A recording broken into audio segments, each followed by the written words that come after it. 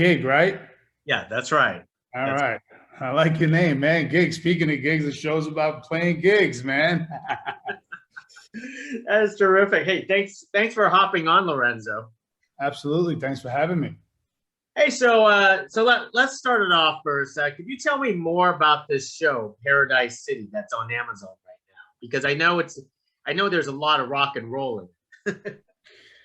Yeah, so it's the rock and roll business. It's pretty much the I would say like the independent side to you got the independent labels, you got the major labels, and you got the managers, the agents, the bands, the conflicts, the baby moms, the whole, all the shenanigans that goes within touring and the music business and how chaotic it could be, and the ups and downs with certain bands that had it all and on their way down, and then you have bands that completely are on top of the world, and all the conflict they have, and it's all about everything's riding on the singer, and it's all predicated to his ego. It's all just, and there's good and evil. There's an angel and a devil aspect, which is like the good and evil, kind of supernatural twist that we have on it. Yeah, Paradise City pretty much summed up the world of the rock and roll heavy metal music industry. It's kind of like the music industry. It's entourage for the music world. Wow. So Yeah. so how were you brought on board on this one?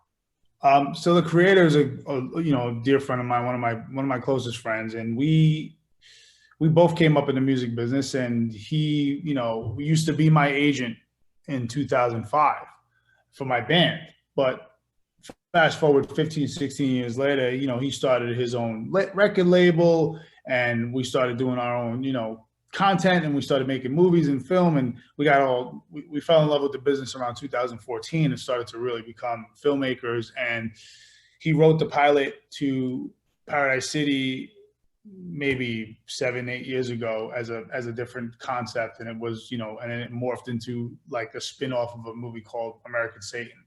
And we always wanted to talk about the music industry, the rock and roll side of the kind of half-hour entourage world that there is, like where you have the actual, the managers, the agents, the crazy chaotic band members, the groupies, the girlfriends, the baby moms, the bills, the people losing houses, the whole world of just that. So him and I, he created the show, and then brought me on to executive produce and write it with him, and obviously I play Paulie. Yeah, tell us more about this character, Paulie, because he's a band member who's on his way up, right? Is that Well, what's he's on his way. His band is on a way down, oh, so he's having the conflict with his band members on the road, and this is very catered to what happened to my band. Like it's very similar what happened to my band in real life, and you just you start to see the shows getting less and less interesting. People start becoming less interested in your band because the new bands come in, and there's the younger and hotter new acts. So you have to face the reality of that. And some of us band members can be delusional staying in that world of where we were and where we're not, and kind of causes conflict. And that is a very interesting place to be, because it's not a fun place, but you're still hoping and dreaming for a better outcome of the worst case scenario. Like being up and then down it's not your ideal. Like nobody wants that. So it puts a lot of turmoil within the band and a lot of conflict, and then everybody's arguing, and it's tension in the tour bus or in the R van, in the van or in the RV, however you're traveling. It's pretty much it lives with you. The energy in the room, the energy, people are just drinking to forget about how bad the shows are. It's a thing. It's really another world of what nobody sees in, for a rock and roll TV series, because it's not all sex, drugs, and rock and roll. It really isn't, for the big bands, you know what I mean? But some of the bands are, trying just to get to the next gig. Now, this character, Polly, I understand it's based on a real person. Well, it's based on me, and it's like a hybrid of my character in real life because I played guitar and I was kind of like the band leader. But Paulie was the drummer who passed away. He was one of my best friends, and I wanted to kind of like do a tribute to him and give him that shine, and kind of capture his. He was a. I don't do it on the show, but I would love to do it on season two. How great of a cook he was, how great of a person he was, like the fun elements. I mean, we were very similar in so many ways, so it was easy for me to kind of morph that into one hybrid. But um, Paulie was a wonderful human, and I just wanted to do a tribute to him. But it's pretty much, he was a big weed head. He liked to smoke weed, so I wanted to add that, and he was always kind of he was the most positive, to be honest, out of all the band members. He was always, because he was the youngest, and he was just happy to be there. So he was always the most positive, and I missed that element about him on the road. Besides being one of my closest friends, and it's just, yeah, it's a real character. He was a charming guy. Good looking dude, and he was loved and he's missed. So I'm doing the best I can to keep his memory alive. Was it tough to basically play this character that it was so real and so personal to yourself, basically reliving these experiences again? I mean, I was so swamped with the show that being the producer on it, there was a million things coming at me a day. And when you're trying to prepare, which I learned from my mistakes, that when it's time for me to, when I have to be in character, I'm going to stay away from any kind of fires that need to be put out on set, because it's kind of takes you away from studying or worrying about what you got to do. So that was, I didn't have time to really think about it, to be honest.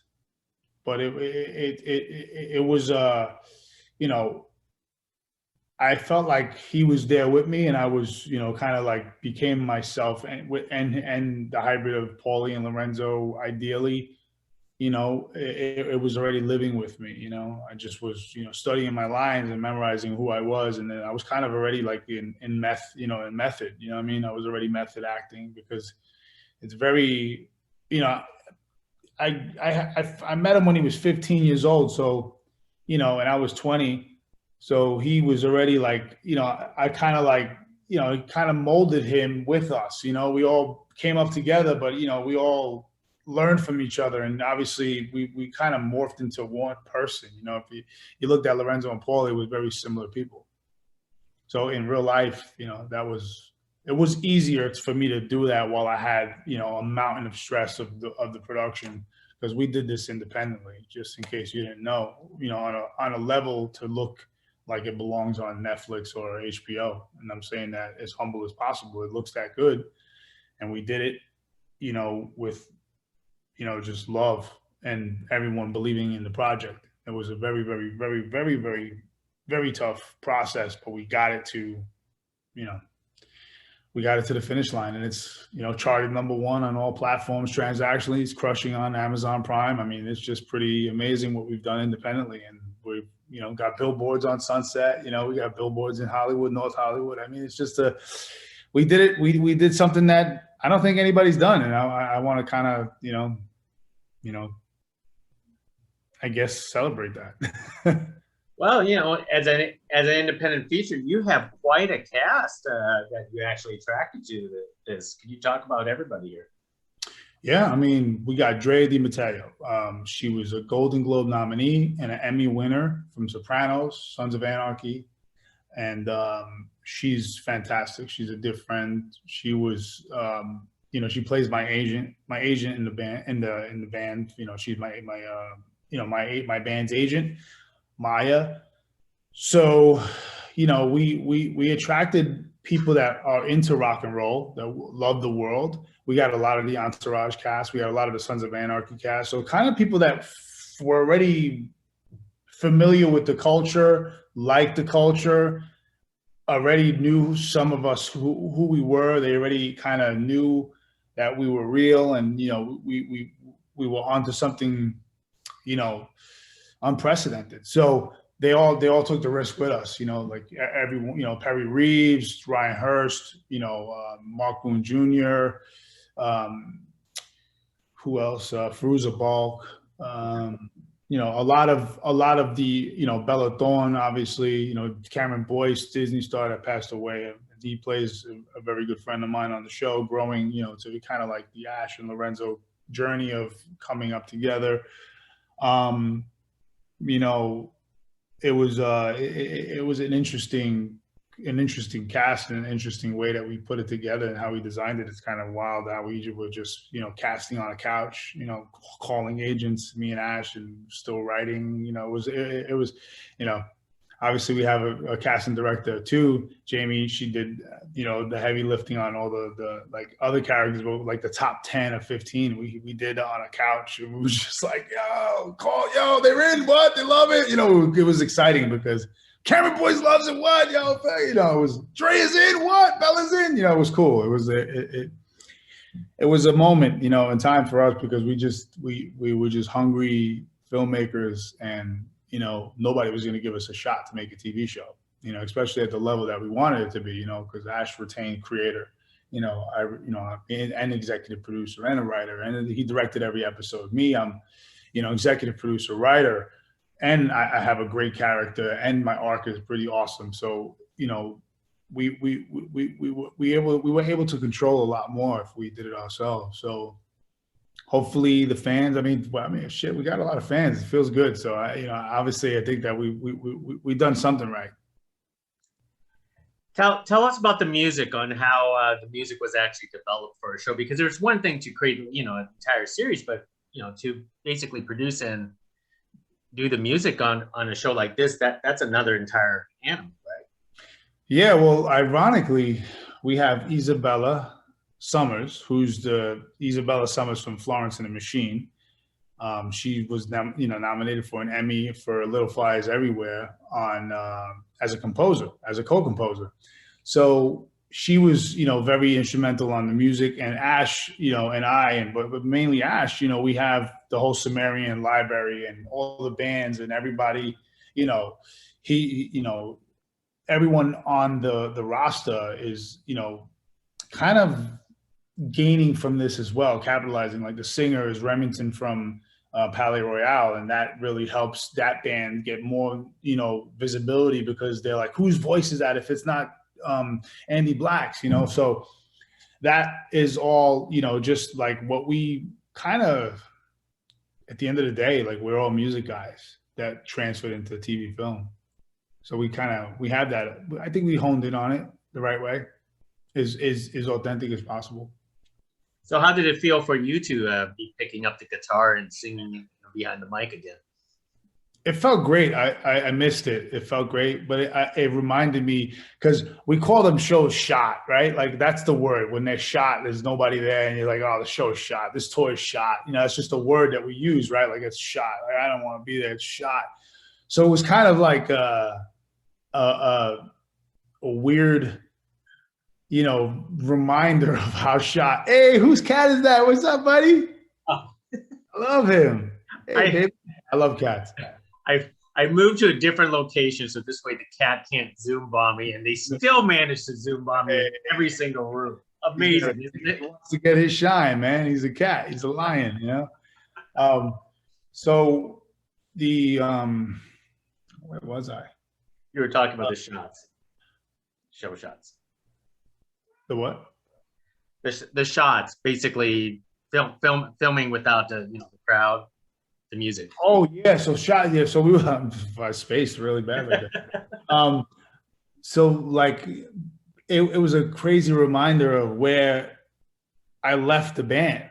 You know, when I left the band, we were having, you know, a lot of moments where the shows weren't doing so well, and that's what we captured. We wanted to capture that part of, you know, the world, so you can see what the band has. The big band, the Relentless, the band over it all, my band has fallen off.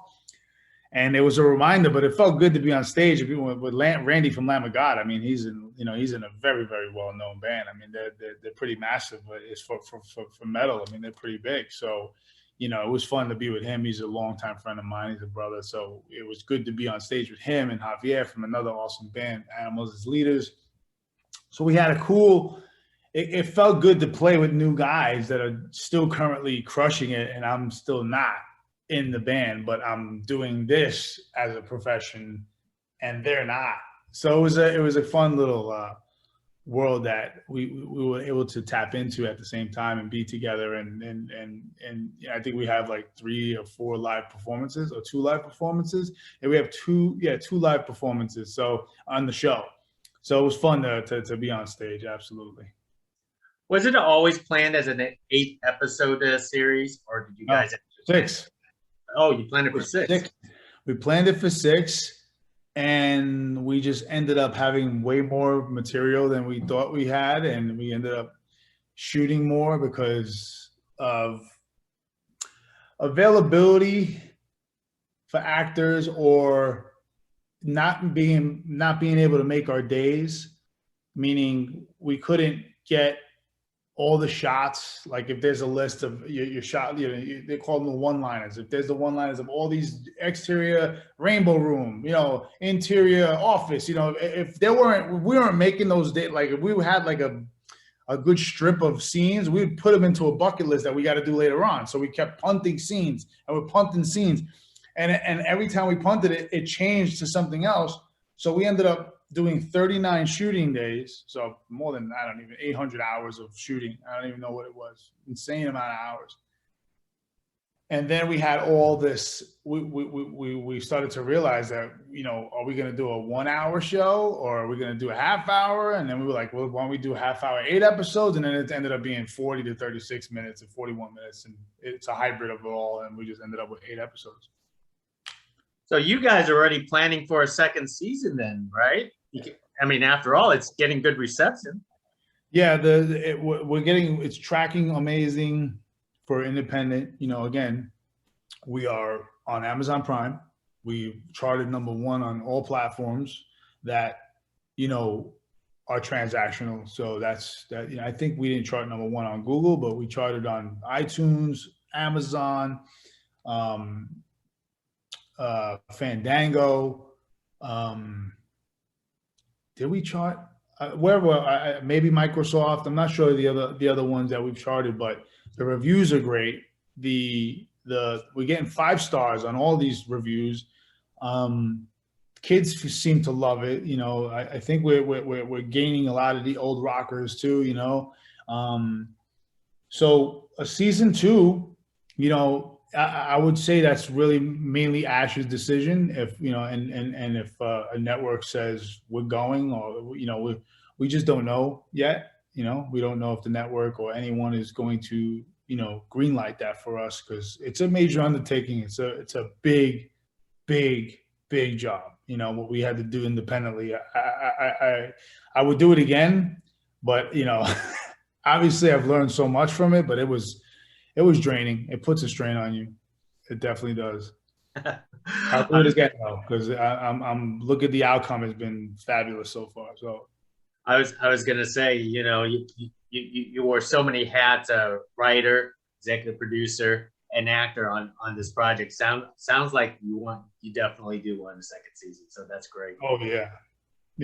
I think it's warranted from the amount of work that was put into this and the response and the fans and how people are so like hooked and they want more and everybody's like, oh my God, when's the next season? And we're just like, all right, we got a demand. So we're creating some noise, which is great. So I feel confident that, I'm manifesting it. I want it. Season 2, Paradise City. Let's go. I have all my ideas already. I sent them to Ash. So, as far as where characters could go, in my opinion, for my part of, being executive producer, and let's see how he feels, and we can go from there. Maybe get some awesome writers too to come on board. Some seasoned writers from other, from other shows. Maybe that would be awesome if we got the budget. But it's just tough. Easy. It's that's always about the indie projects. Obviously, Cameron Boyce is one of the things where it's very sad and tragic. Was this one of his last projects before he departed? Yeah, well, he shot something else um, after he wrapped Paradise City before his passing, but that already aired. So he's, I think, and I say this with a heavy heart, this is the last. I guess this is the last stuff you'll ever see him in. I mean, it's sad to say. I mean, I don't know what, how else to, you know, really articulate it. It's his last show. What was he like? Fantastic, a sweetheart. Like the kid was, I don't know. He was a one of a kind. He was taken too soon because he had this energy about him that everybody was equal, and he was good to everyone. And he was a young man. He was 19 at the time at the set. So a lot of 19-year-olds aren't educated and conduct themselves like adults. They're very different than we all were 19. I was a moron. I mean, I know myself when I was 19. So, Cameron was a really, really just a kind soul, and he was loved by so many people. So it's sad because he was very genuine and giving, and he was awesome to work with, and I'm honored to have all those scenes with him, because I do have a good chunk of scenes with him. That is excellent. And for you, Lorenzo, besides like these music, I also know that you like to do a lot of action stuff, right? Yeah, I just finished a Bruce Willis movie called Reactor. It's with Bruce Willis, Patrick Muldoon, Matthew Marsden, and Christopher Cleveland, and a bunch of other awesome actors that we've wrapped, I think, in February 15th down in Fitzgerald, Georgia. And I would love to do some action stuff. I mean, my ideal stuff would be like, I love Star Wars movies and I love Goodfellas. My range is and I love World War II movies. Like that's what I would love to do, of that kind of action, whether it's Vietnam or any kind of war movies or any kind of, street movies. I really cater to. I mean, my favorites are Goodfellas, and sorry, I lost you. No, I'm here. Yeah, somebody's calling. I got to put it on airplane mode. Get it out. Nobody can bother me. Hold on. So Goodfellas, is one of my favorite movies, and it's obviously Scarface and things like that. So I would love to do films in that vein, but I love Full Metal Jacket, Hamburger Hill, and Saving Private Ryan. So that's another world that I would love to tap into, and I feel like I can look good with a gun, and I love obviously Star Wars, and I definitely love the Marvel stuff and DC stuff, and I definitely can see myself as the Punisher one day. Frank Castle, I'm coming for you, baby. There you go. Hey, I was trying to read your biography. I'm not sure if I read it correctly. Were you used to be a wrestler? I trained at so on my Puerto Rican side. So my Puerto Rican side, my family's all Los Boricuas and Jose Estrada and Rico Suave. It's a whole, the lucha, the whole culture of Puerto Rico is kind of like comes from my family too. So I have it in my blood. But when I first moved to LA, I was lost. I left the band. I was 36 years old at the time. I had no idea what I was doing. I was 35 or 36. I had no idea what I was doing in my life. And I came here to train to be a wrestler. And I fell on my neck a few times. That gave me a little spook and I talked to my uncle, Jose Estrada, and he was like, he's my mother's cousin. So he's like my second cousin, I guess, but he's like an uncle because he's, he was always older than me when I was a kid. But, pretty much, he was like, brother, what are you doing? He goes, I started when I was 22, and I didn't get into the WWF until I was 27. I didn't get on TV. He said, you're crazy. And I was 3 weeks into it, and I was like what a bum, like what a great advice to be bummed out about, like he was right. So that kind of took a toll on me. And I was like, and then I kind of I didn't love the business aspect. The behind the scenes of the wrestling world was, I was training to get into WWE, and I was training with the Rock's family, Rikishi's, the Rock's cousin, and Gangrel, who's a very, very well, very great trainers that toured the world, and they all worked a lot. And Reno was one of them too, who kind of ran the studio or the school. So I trained for a year and a half with those guys, and there was a lot of politics that I wasn't, and I get it, their politics, but it wasn't for me. And I was like, I'm already like trying to do something bigger in my life that doesn't involve with me having neck injuries and breaking my back, breaking my neck, potentially breaking my arm, breaking my knee. I was like, I want a little more. So, I had a moment where there was a little bit of hype on me becoming a wrestler. And then, I kind of just, let it fade away, and we, morphed it into the acting. Well, all for the better for you, Lorenzo. Yeah. Thank you. Thank you. Well, let me wrap it up with one more thing with you, Lorenzo. Obviously, the past year, it's been kind of crazy. Everyone, doing everything virtually and so on. How are you staying sane and creative this entire time? Obviously, you're still fit, so you didn't gain, the COVID-19 pounds like the rest of us did. The COVID-15, the COVID-19.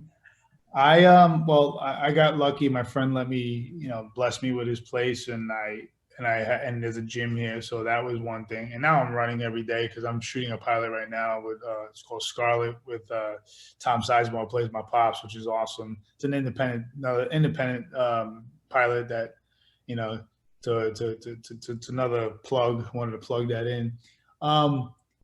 So I'm definitely staying fit for that. But I've just been staying on my diet, and I've been creative on other projects that I'm developing, and bands that we work with, or just bringing in music and just stay creative in the music world, or in the TV film, or developing other ideas for other companies, and kind of trying to stay on the entrepreneurial path of when I don't have anything going on with my acting and writing, and I wrote a few things as well that's being developed and packaged now. So that's another thing that keeps you sane. I've been here by myself in this house. So, now that the world's opening up, I feel a lot better. But I had my moments where I was losing my mind, but I think everybody had it, and then they figured out what to do. I watched a lot of shows, and, I a lot of whatever you would call not Clubhouse, because I just started Clubhouse, but like, a lot of FaceTime with your friends, and, just that's the way I got by. But I was also, building. I had a lot of momentum during the pandemic, and it was all leading to this, because we dropped the trailer to this, and then I had another show called a short movie called Cracker that the trailer came out, and it went viral. It exploded. It was amazing, and that was a crazy time too. That was during the summer, so I was busy, and it was very, very, very good for my sanity. A lot of ups and downs, though. There was a lot of ups and downs during that time as well, with projects, with great news, and then it just falls apart, that kind of stuff that happens in real life. So, well, excellent. Well, I'm glad that you're still succeeding no matter what. Thank you, Gabe. What's your cat's name? This one's named Nina. Nina. Yeah. Beautiful cat. I love cats. Yeah, I have another one, but he's running around somewhere else. Yeah. Well, excellent, Lorenzo. Hey, thank you very much for carrying this conversation with me. You know what? I can't wait to do this again next time. Yeah. Oh yeah. On your next. Yeah. Round. Anything with stay in touch with me or Camille, whoever. I'm in. I love talking, and I'm a people person. I love explaining what the new projects that are coming up, and shooting another one called Black Helmet. That's with Gabriel Chavara's in it. Who else is in it? I got a lot of man. I'm blanking on names, but Zach Merck is directing that. We got Gina Gushan, Danny Trejo. We're out to one major, more asset that's going to help get this movie going, but that's shooting soon. So look out for that. That one's a great, horror thriller. Well, that sounds great. Well, Yeah. next time, definitely keep in contact. Absolutely. Thanks a lot, Lorenzo. Take care. Have a good day. Bye now. Bye.